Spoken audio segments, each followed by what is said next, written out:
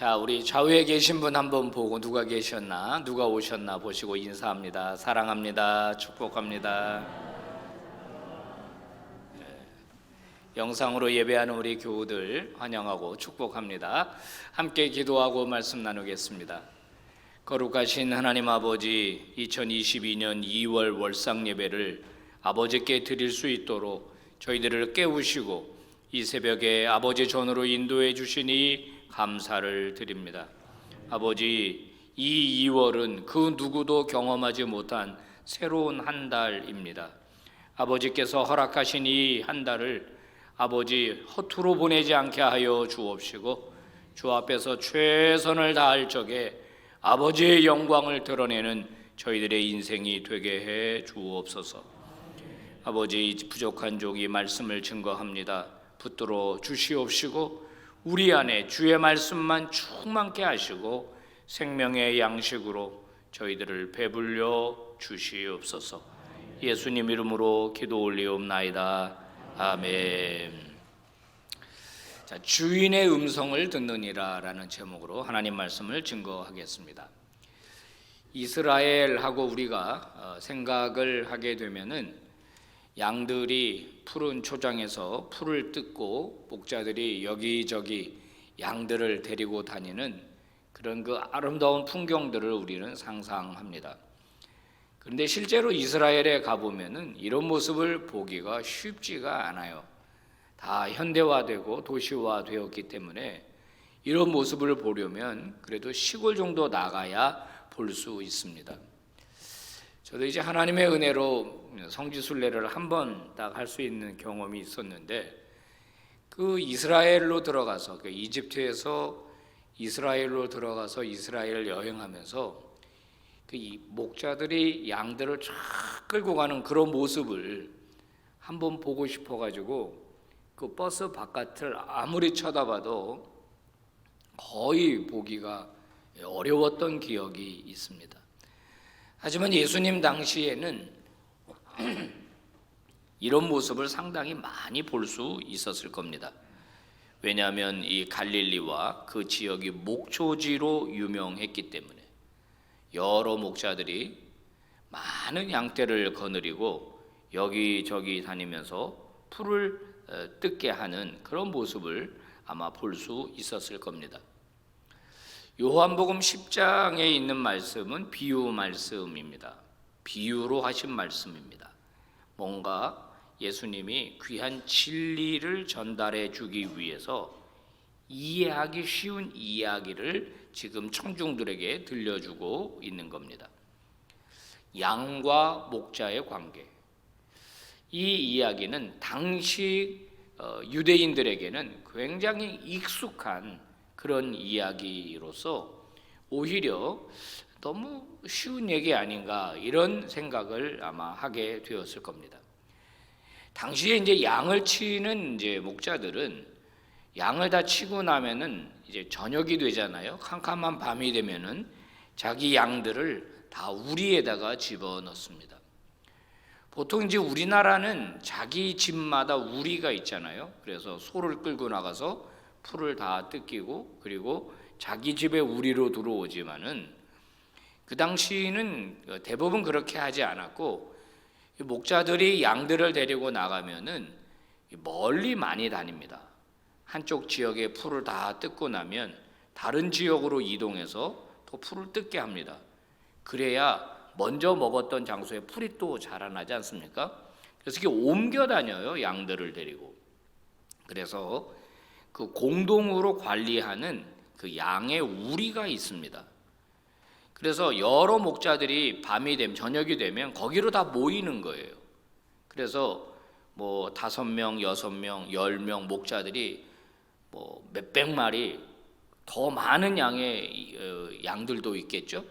이것들을 쭉 끌고 와가지고 우리 안에다가 이제 집어넣어요. 왜냐하면 이제 맹수들이 주로 밤에 활동하거든요. 밤에 와서 물어가니까 그는 밤에 양 우리에다가 다 집어넣습니다. 그리고 이제 그 문을 한 사람이 지키는 거죠. 다른 짐승 이 맹수 떼가 오지 못하도록 양의 문을 이제 지키는 겁니다. 그리고 이제 해가 뜨고 아침이 되면은 진풍경이 벌어진다는 거예요. 목자들이 쭉 와가지고 자기 양들을 이제 데리고 가는 겁니다. 수백 마리가 섞여 있어요.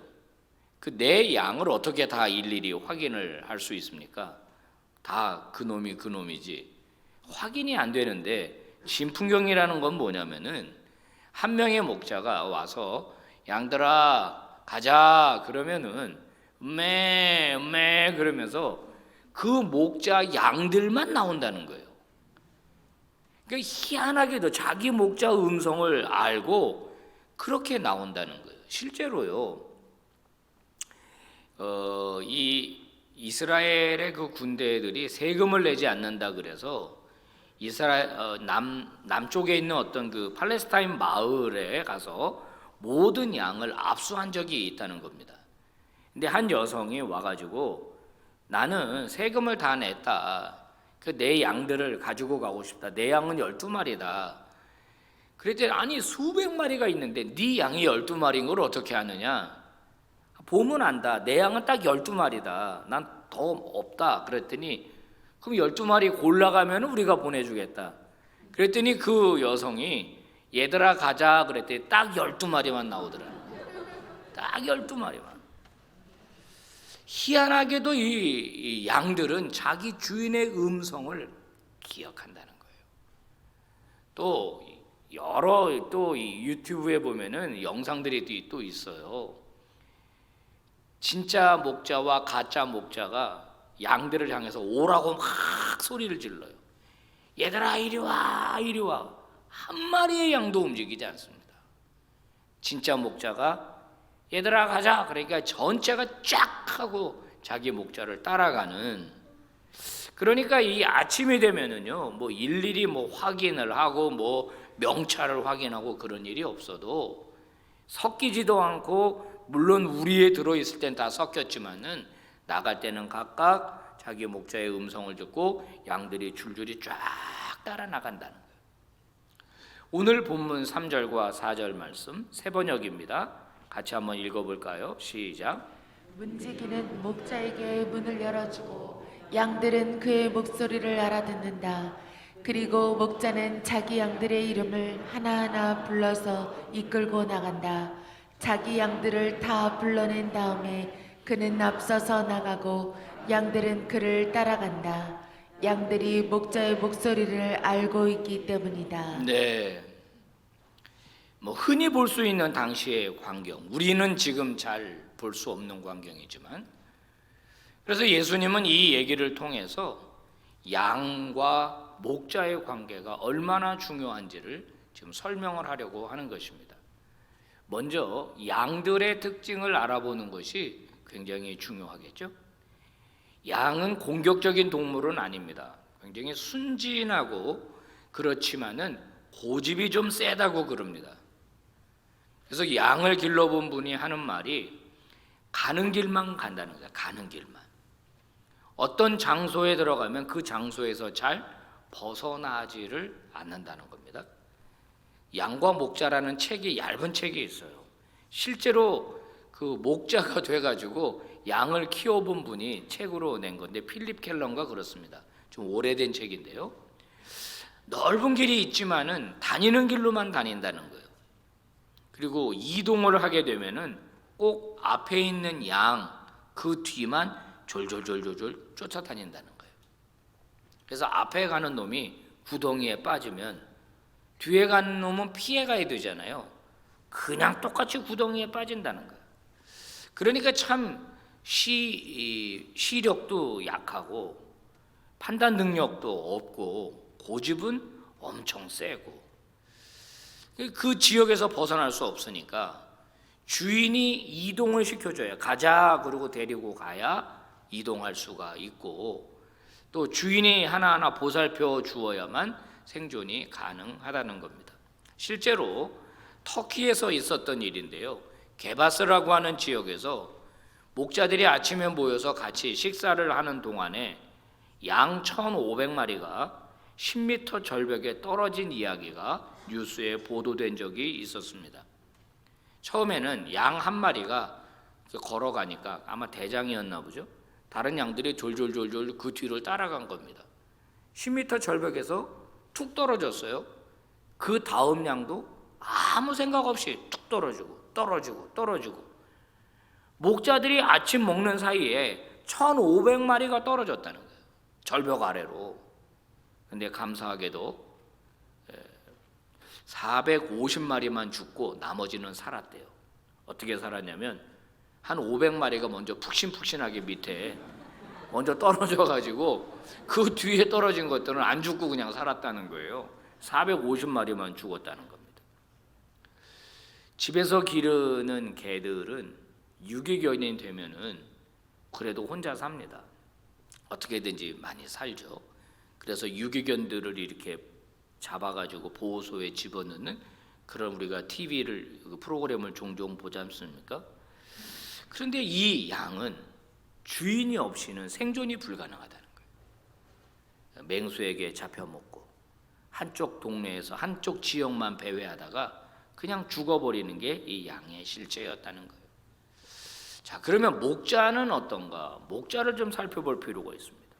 크게 당시의 목자는 두 종류로 나눌 수 있었다고 그래요. 소위 말해서 싹군 목자 그리고 또 참 목자 이렇게 갈랐다고 하는 겁니다. 싹군 목자는 월급을 받기 위해서 고용된 아르바이트 목자입니다. 보통 이 아르바이트 목자들은 양들에 대해서 별 책임감도 없고 애정도 없습니다. 그냥 시간만 지나서 양들만 보호하다가 그리고 이제 월급 받고 대가를 받으면 그걸로 끝나는 거죠. 근데 이 참 목자는 그렇지 않다는 거예요. 자기 양들을 끔찍이도 사랑한다는 거죠. 맹수가 오면은 그 맹수와 싸우기도 하고, 그래서 이 목자의 손에는 항상 그 지팡이가 들려 있는 거죠. 그걸로 싸우고, 어떤 목자들은 이 백팩에 가방에다가 물매를 준비해 가지고 맹수와 싸우기도 하고, 양이 이제 고집스럽다 그랬지 않습니까? 그래서 절벽에 이렇게 끼기도 하고 가시덤불에 들어가기도 하고, 그러면 목자는 자기 몸을 돌보지 않고 가서 이 양들을 구해 온다는 거예요. 그래서 어떤 사람이 참 목자냐 아니냐를 구별하는 방법이 있는데, 이 윗돌이 옷을 벗겨 보면은 참 목자는 몸에 스크래치가 그렇게 많이 나 있다는 겁니다. 양들을 돌보고 구하고 하느라고 상처가 참 많다는 거죠. 성경은 예수님이 참 목자다라고 우리에게 선언해 주고 있습니다. 여러분, 예수님의 윗도리를 벗겨보면은 예수님에게는 많은 상처가 있습니다. 우리를 구하기 위해 채찍질을 다 당하신, 또 못에 박히신 자국들이 예수님에게 선명하게 있죠. 그래서 예수님은 자기 양들을 위하여 자기 목숨을 버린 참 목자가 된다는 겁니다. 그래서 양들은 자기 목자를 절대적으로 신뢰해야 합니다. 아까 양들이 고집이 세다 그랬잖아요. 목자가 얘들아 가자 그러면 따라 나서야 합니다. 여기는 이제 대충 풀을 다 먹었으니까 다른 산 너머로 이동해야 된다고 판단이 되면 양들 보고 가자고 그럴 겁니다. 근데 산을 넘어가서 새로운 목초지가 있다는 걸 양들은 몰라요. 그 산을 넘어가려면 힘듭니다. 굉장히 어렵습니다. 그래도 목자가 가자고 하면 내 생각과는 달라도 목자의 음성에 순종하고 목자를 따라가야 합니다. 내 생각에는 여기가 좋은데 왜 산을 넘어가자고 하나? 이게 편한데 왜 더 힘든 일을 우리에게 시키나? 이렇게 생각하고 거기에 머물러 있거나 멈춰서는 안 된다는 거예요. 양들은 고집을 버리고 목자가 하자는 대로, 목자가 가자는 대로 따라가면 된다는 것입니다. 근데 참 목자도 있고 또 아르바이트 목자도 있지만은 여기 또 도둑도 있고 강도도 있다는 거예요. 본문 10절이죠. 읽어봅니다. 시작. 도둑이 오는 것은 도둑질하고 죽이고 멸망시키려는 것뿐이요. 네, 도둑이 있다는 거. 부드러운 소리로 유혹해서 자기 양이 아닌데 양들을 도둑질해 간다는 거죠. 나를 따라와라. 그러면 내가 더 잘해줄 거다. 나를 따라와라. 그러면 행복이 너에게 보장된다. 내가 훨씬 더 맛이 좋은 목조주로 너희를 인도할 것이다. 이렇게 거짓말해서 양을 꼬여내는, 유혹하는 그런 도둑이 있다는 거예요. 여러분, 성경은 사탄의 존재에 대하여 그리스도인들에게 경고합니다. 사탄은 언제나 그리스도인들을 유혹하는 존재로 우리에게 다가온다고 하죠. 예수 그리스도로부터 그리스도인들을 뺏어오려고 노력하는 것이 사탄입니다. 아담과 하와 이래로 사탄은 이 세상에 존재하면서 많은 그리스도인들을 유혹하고 넘어뜨리고 속여왔습니다. 참 목자를 따르지 못하게 하는 거예요. 참 목자의 음성보다 자기 음성을 듣고 따라오게 하려는 것이 사탄의 바로 전략이라고 하는 겁니다. 사탄이 그리스도인들을 유혹할 때 많이 쓰는 방법이 있습니다. 첫 번째 방법은 뭐냐면 예수의 음성을 따라가게 하는 게 아니라 대세를 따라가도록 하는 것입니다.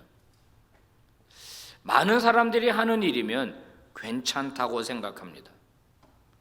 로마에서는 로마법을 따라야 돼 하면서 대세를 따라갑니다. 타락한 세상의 문화를 비판 없이 그냥 수용하게 만듭니다.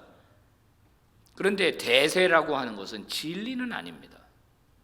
그래서 많은 그리스도인들이 바로 이 대세를 따라감으로써 목자의 음성에 순종하지 않게 되는 거죠. 두 번째 많이 쓰는 방법은 상황이나 환경을 의지하게 만드는 것입니다. 이게 바로 그리스도인들이 실수하는 많은 경우에 바로 예가 되겠습니다. 주일 아침에 예배당에 와야 되는데 늦게 일어났습니다. 그러면 늦게 일어났네. 아이고 이거 어떡하지? 뭐 이렇게 하는 게 아니라 하나님이 오늘은 예배를 드리지 말라고 하는가 보다. 이렇게 상황을 하나님의 뜻으로 둔갑시키는 거예요. 우리 교회는 들어올 때 헌금함에다 헌금을 내잖아요. 어떤 때는 이제 이 바구니를 돌리는 교회가 있습니다. 이 바구니를 돌리는 헌금위원이 우리 주를 빼먹는 경우가 있어요. 그러면 오늘 헌금을 하지 말라고 하나 보다. 그러니까 어떤 상황을 자꾸 하나님의 뜻으로 받아들이게 하는 이런 전략을 사용하거든요. 구약 성경 요나서를 보면은 하나님께서 니느웨로 가라고 했는데 요나가 요빠 항구에 딱 내려오니까 마침 다시스로 가는 배가 있더라요. 하나님이 다시스로 가라고 하나 보다. 당시 배는 그렇게 자주 있지 않았거든요. 그러니까 어떤 상황, 어떤 환경, 그것을 전부 다 하나님의 뜻으로 생각하는 거예요. 물론 하나님이 어떤 환경을 만드실 수도 있습니다. 그럴 수도 있는데 전부 그런 게 아니라고 하는 거예요. 세 번째 실수는 뭡니까? 세상의 조언을 무조건 신뢰하는 겁니다. 상담해 주는 데가 얼마나 많습니까? 자격증을 내세우고 학위를 내세우고, 물론 우리가 귀담아 들어야 할 조언이 있습니다. 그렇지만 무조건적으로 신뢰하는 것은 옳은 게 아니죠. 특히 하나님께서 말씀하시는 진리와 반대되는 그런 가치관에서 나온 조언은 신뢰하면 안 됩니다. 시편 1편은 우리에게 뭐라고 말합니까? 악인들의 꾀를 쫓지 아니하고 죄인들의 길에 서지 아니하고 오만한 자의 자리에 앉지 아니하고. 분명히 악인들의 꾀가 있다는 겁니다. 악인들의 꾀. 야, 너 그렇게 하지 말고 이렇게 해봐. 악인들의 꾀가 있습니다. 그들이 걸어가는 죄인들의 길이 있습니다. 성경은 조심하라는 거예요. 오직 여호와의 율법을 즐거워하라. 욥의 아내가 욥에게 어떻게 조언했습니까? 여보, 하나님이 살아계시다면 당신한테 이럴 수 있어요? 하나님 없어요. 당신 바보같이 왜 그러고 살아요? 차라리 하나님을 저주하세요. 이게 욥의 아내가 욥에게 했던 조언입니다. 들어야 되겠습니까? 순종해야 되겠습니까? 그렇지 않다는 거거든요. 자, 네 번째의 우리의 실수는 뭐냐면 우리의 양심을 신뢰하는 것입니다. 우리는 우리의 마음이 가는 대로 결정하고 행동할 때가 많이 있습니다. 어떤 일을 할 때 마음이 참 편했어 이렇게 이야기합니다. 나 그 참 불편하더라. 물론 내주하시는 성령께서 우리에게 평안한 마음을 주실 때가 있고 우리에게 불편한 마음을 주실 때가 있습니다. 그거는 성령께서 역사하시는 경우고 내 생각과 내 마음을 내 양심을 하나님의 뜻으로 오판하고 잘못된 이 정보를 따라 움직이는 경우가 있다는 거예요. 여러분, 우리의 양심은 타락한 양심입니다. 우리의 느낌이나 우리의 어떤 감각은 우리가 신뢰할 만한 것이 아니에요. 얼마나 많이 뒤바뀝니까? 얼마나 많이 우리가 아전인수격으로 해석하기를 좋아합니까? 그러니까 주님의 음성을 듣고 목자의 음성을 듣고 목자를 따라가야 하는 양인 우리가 대세를 따라가고 상황이나 환경을 하나님의 뜻으로 오판하고 성경의 말씀이 아니라 악인들의 꾀를 따라가고 그들의 조언을 따라가고 타락한 내 양심이 시키는 대로 만약에 걸어간다면 그것은 예수님의 뜻과는 정반대의 길이 될 수 있습니다. 어떤 분이 이런 얘기합니다. 목사님, 요즘 하나님의 음성을 듣지 못하겠어요. 전에는 하나님이 나를 많이 인도하셨다고 느끼는데 지금은 안 그런 것 같아요. 왜 그럴까요? 하나님 앞에서 처리되지 않은 죄가 있기 때문입니다. 이사야서 59장이 뭐라고 말합니까? 같이 읽어봅시다. 시작. 여호와의 손이 짧아 구원하지 못하심도 아니요 귀가 둔하여 듣지 못하심도 아니라 오직 너희 죄악이 너희와 너희 하나님 사이를 갈라놓았고 너희 죄가 그의 얼굴을 가리어서 너희에게서 듣지 않으시게 함이니라. 네, 성경은 분명히 하나님과 우리의 사이를 갈라놓는 것이 죄라고 말합니다. 이것을 해결하지 않으면 하나님이 우리의 기도 소리를 듣지 않으신다는 거예요. 외면하신다는 거거든요. 여러분, 우리가 이제 주일에 참회 기도라는 걸 합니다. 그 참회 기도를 할 적에 일부러 음악을 사용하지 않습니다. 왜 그러냐면은 그 어떤 그 낯선 환경 속에서 우리가 그런 고요함 속에 이렇게 들어가는 경우가 사실 많지 않아요. 계속 우리 귀에는 뭔가 들리거든요. 특별히 젊은 친구들인 경우 이어폰을 계속 끼고 있습니다. 뭔가를 계속 보고 뭔가를 계속 들어요. 아무 소리도 안 들리는 그 상황 속에서 하나님과 나와 단독자로 설 수 있도록 우리가 참회의 기도를 할 때 음악을 사용하지 않는 거거든요. 자기 내면을 들여다보라는 거예요. 하나님과 나만 아는 죄의 문제를 해결하라는 거거든요. 여러분, 그럴 때 진심으로 회개하는 자를 하나님이 용서하신다고 했으니까 이 문제가 해결이 될 때 우리는 다시 하나님의 음성을 들을 수 있게 됩니다. 그래서 성경은 하나님과의 친밀함을 강조합니다. 이게 매우 중요한 겁니다. 하나님과의 친밀함.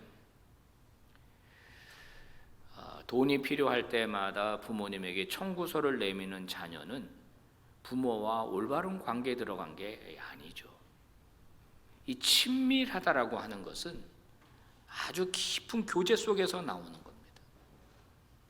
어린아이가 엄마와의 친밀함, 애착 관계의 형성. 여러분, 아이들이 엄마 말 듣는 것을 힘들어할까요? 힘들지 않습니다.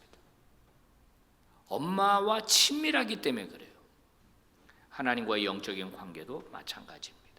하나님에게 무슨 청구서 내밀듯이 막 기도하고 간절히 기도하고 소리질러 기도하고, 그리고 예배당 문을 나서면 그 어떤 경우도 하나님을 생각하지도 않고 사랑하지도 않고 그 하나님과의 친밀함을 유지하지 않는다면, 여러분, 그 사람이 하는 기도가 하나님 앞에 어떻게 받아들여질까요? 여러분, 친밀함이라는 걸 잘 생각하십시오. 예배당 문을 나서고 하루 일정을 시작하면서 이 주님을 기억하고 주님하고 주님을 사랑하는 이 마음이 계속 우리 마음속에 들어야 하는 겁니다. 하루 세끼 밥 먹을 때만 눈 딱 감고 형식적으로 기도하고 끝내버리고 말씀도 생각하지 않고 주님을 묵상하지 않는 그런 성도는 하나님과의 친밀함이 없는 거죠. 친밀해지면요, 음성이 들리기 시작합니다. 친밀해지면 그분이 좋아하는 게 무엇인지 알게 됩니다. 그래서 우리는 이 하나님과의 친밀함을 지속적으로 유지해야 돼요.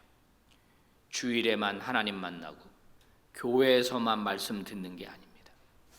영적인 단절 현상이 일어나도록 해서는 안 돼요.